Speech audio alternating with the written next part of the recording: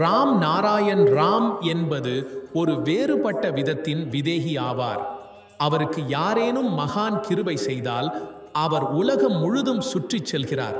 ஒரு உதாரணமாக கொள்ளுங்கள். ஒரு சித்த மகான் மீது 21 இலட்சம் ஆண்டுகளுக்கு செய்யப்பட்ட சாதனையின் பலனை கேவலம் ஒரு நிமிடத்தில் கொடுக்க முடிவெடுத்தார் என்றால் அது ஒரு விதத்தில் தடையாக இருக்கும் என்றாலும் அந்த பலன் அவரும் பெற முடியும் என அவர் நினைப்பார். அந்த மக்கள் காமம், பணம், செல்வம் போன்றவற்றை தடையாக அமைத்தனர். ஒவ்வொரு நாடும் ஒவ்வொரு விதமானது. ஒருமுறை நான் ஒரு மலைக்கு சென்றிருந்தேன்.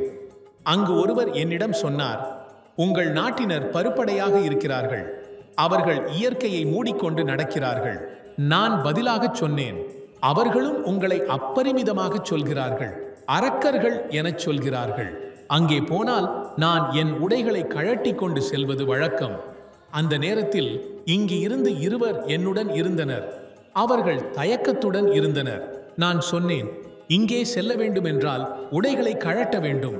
எப்படி இருந்தாலும் அவர்கள் மிகுந்த வெட்கத்தால் பின்னால் நின்றுவிட்டனர். எவரையும் நேராக பார்க்க முடியவில்லை.